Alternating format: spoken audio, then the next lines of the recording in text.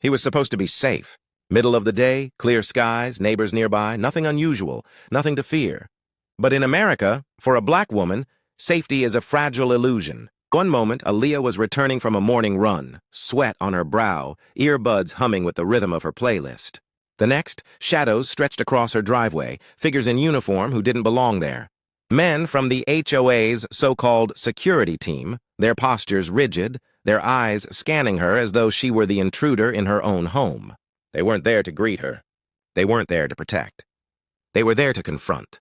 And in that instant, under the harsh glare of the midday sun, Aaliyah's ordinary day turned into something that would haunt her, test her, and reveal a truth her neighbors had never seen this clearly before. She didn't know yet, but this was no misunderstanding. It was the beginning of a battle that would drag every hidden bias into the light.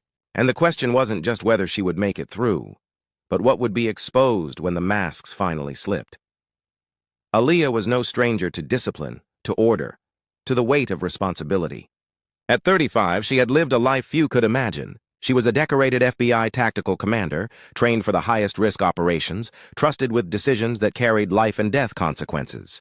But at home, in her suburban neighborhood, she was simply Aaliyah, an early riser, a runner, someone who took pride in the neat row of flowers by her porch. Her neighbors often waved in passing, though few ever asked much about her life, and she preferred it that way. Her home was her refuge, her shield from the chaos she faced in the field. That morning had been like so many others. She woke before dawn, laced her running shoes, and hit the familiar path winding through the neighborhood. Children were on their way to school, lawn sprinklers hissed, and delivery trucks hummed in the distance. She moved with the rhythm of a woman who had earned her peace. Yet beneath that peace was always an awareness, an invisible armor she never fully shed. Being a black woman in America meant vigilance was second nature, even when she wanted to believe she could exist. And yet, on that day, as she jogged the last stretch toward her driveway, something felt different. Two men stood near her home, arms crossed, radios clipped to their belts, the bold HOA security patches on their sleeves. They weren't real officers, just neighbors playing dress-up with power. But their eyes followed her with a scrutiny that made her skin prickle. They leaned in to whisper to each other as she approached. Their stares weren't curious. They were accusatory. Aaliyah slowed, confusion twisting into unease. She lived here. She had keys, proof, history, but their silence carried an accusation loud enough to drown out reason. She adjusted her earbuds, kept her breathing steady, and told herself to walk on. Yet somewhere deep inside, she felt the current shifting. What she didn't know was that her rank, her achievements, her sacrifices, none of it would matter in the moment that was about to unfold. To them, she was not a neighbor. She was a suspect. The tension escalated with each passing second. Aaliyah stepped onto her driveway, but the men didn't move aside. One raised his hand, palm outward, as if signaling her to stop. His chest puffed with the false authority of someone used to getting away with too much. His words cut the silence. This is private property. State your business. Her business? This was her home. The absurdity of the question clawed at her throat, but the steel in his tone made her pause. She glanced at the door she had unlocked 1,000 times, the garden she had tended, the car parked neatly where it always was. Every detail screamed of her belonging, yet none of it mattered in their eyes. The second man shifted, hand hovering near his hip, where a holstered weapon gleamed. It wasn't a toy. It wasn't a bluff. Her heart pounded. He wasn't asking questions because he wanted answers. He was waiting for a justification. For a reason to escalate, for an excuse to act. Her mind raced. Training told her to de-escalate, to stay calm, to calculate every word. But the reality of the moment told her something darker. She could do everything right, and still, it might not matter. The men closed in, their questions sharp, accusatory. Where are you coming from? Who do you belong to? We've had reports. Their words dripped with the weight of assumptions, the kind that had stolen lives before hers. She tried to steady her voice, tried to remind them of her rights, her residence, her existence. But and then came the moment she would never forget. One of them, his face flushed, his voice trembling with the thrill of authority, pulled his weapon. The world narrowed to the black barrel aimed squarely at her chest. Aaliyah froze. The sun beat down on her skin, sweat rolling cold despite the heat. Her breath caught, her muscles coiled with the impossible choice before her. She could raise her hands, but she had seen enough to know hands weren't always enough. She could speak, but words often meant nothing when prejudice held the trigger. Her entire career had been built on protecting others from chaos. Yet here she stood, unarmed in her own driveway, facing chaos she couldn't command. The officer's hand tightened on the grip. His voice, shaky but resolute, barked, "I said, identify yourself."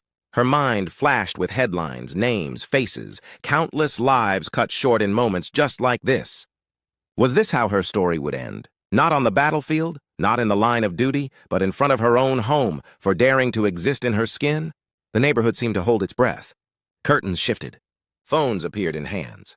The scene was no longer private, it was a spectacle. And still, the gun did not lower. Then a sound. Heavy footsteps, purposeful, echoing down the street. A figure approached from behind the men, calm, authoritative, undeniable. The governor himself, arriving for a scheduled visit, Aaliyah had nearly forgotten about. His voice cut through the air like a blade. "Stand down!" The men froze, their bravado collapsing. The crowd murmured. The cameras rolled. The truth was out in the open now, impossible to bury. But for Aaliyah, time remained suspended. Whether they lowered the weapon or not, one truth had been seared into her soul. To them, her existence had been enough of a crime to justify a gun. The storm finally broke, not with fists or violence, but with silence heavy enough to suffocate. The governor's presence forced the men to back down, their swagger dissolving into muttered excuses. Cameras caught every second of their retreat, every stammer, every look of guilt flickering across their faces. Aaliyah didn't move.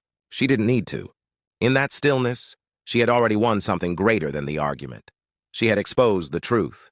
Neighbors emerged from their homes, some ashamed for watching too long, others emboldened by her defiance. The governor's words lingered in the air, a promise that accountability would follow. But Aaliyah knew better than to trust promises alone. She had worn the uniform, sworn the oaths, and seen how justice often slipped through the cracks when prejudice held the pen. That night, when the crowd dispersed and the cameras dimmed, Aaliyah sat alone in her living room. The weight of the day pressed on her chest.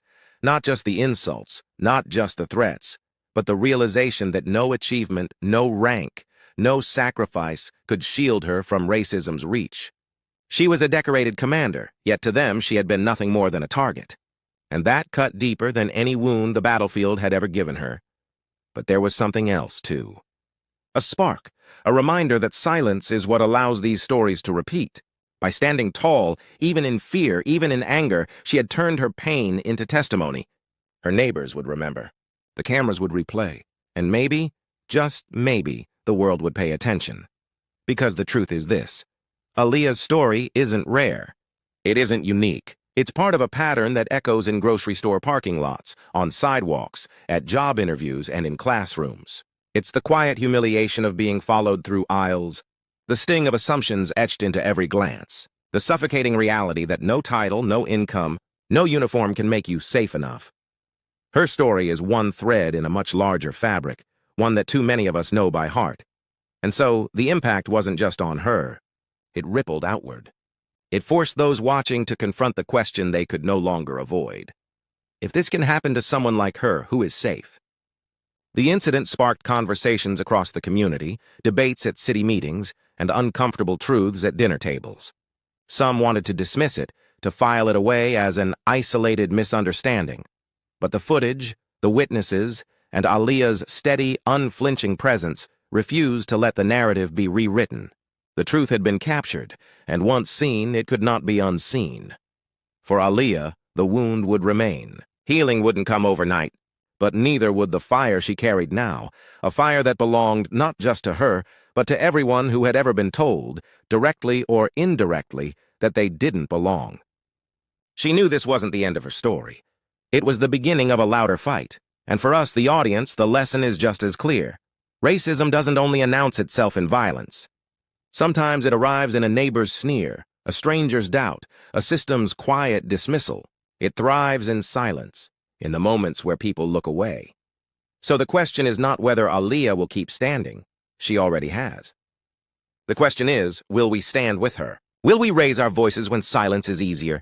Will we choose to see what others would rather ignore? Because this isn't just her story, it's ours, and the ending depends on what we do next.